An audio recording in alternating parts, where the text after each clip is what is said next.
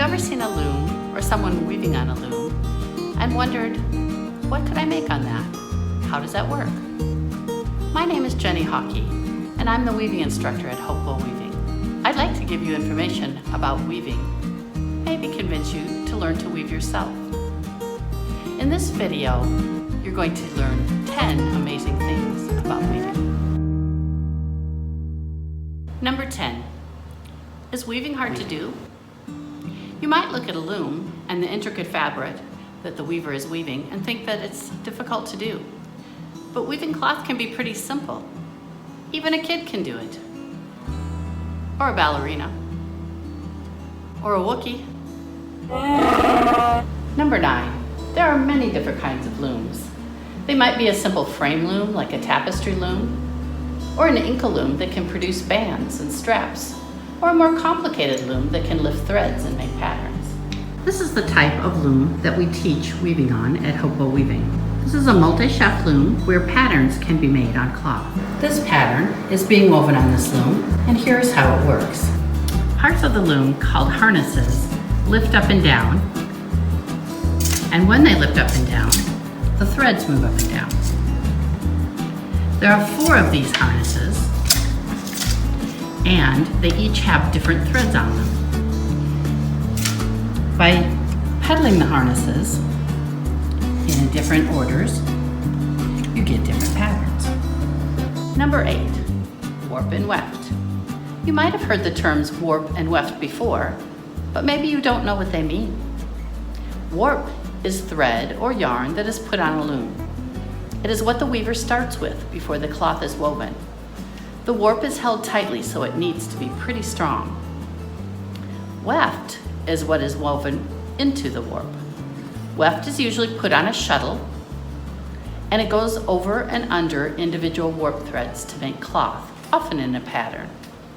Number 7, you weave on a loom. If you are making cloth on a loom, you are weaving. So often people ask me if I am looming, and I find this pretty funny. Looming means something dangerous is hovering over you. This is looming. This is weaving. This is looming. This is weaving. Number 6, patterns.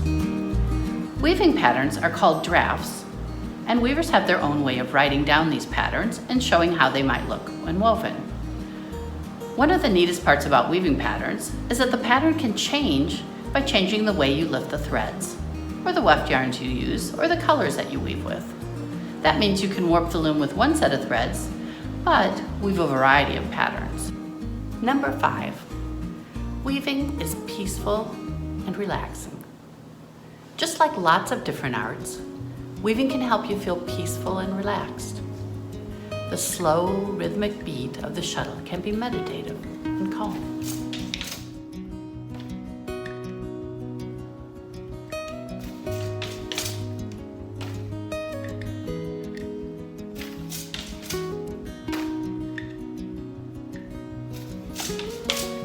Number 4, setting up a loom.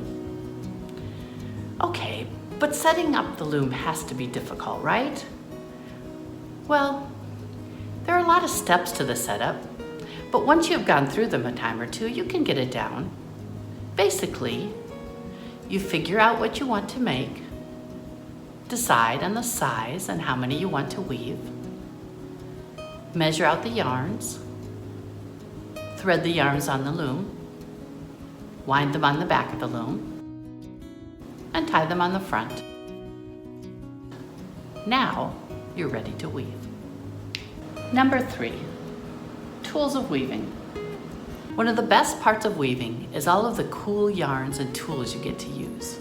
Weavers use beautiful yarns with amazing textures and colors. Cottons, silks, rayons, and wools can be woven into beautiful fabrics. Weavers also use some tools that you might have seen but didn't know what they were. Shuttles, winders, boards, and mills to measure out yarn. Number 2, learning to weave. Inspired by what you saw? Hopewell Weaving offers group and individual weaving classes. We're located just north of Peoria, Illinois, in a beautiful setting. Beginning classes are our specialty, and we have looms and equipment for you to use, or you can bring a loom if you have one to class.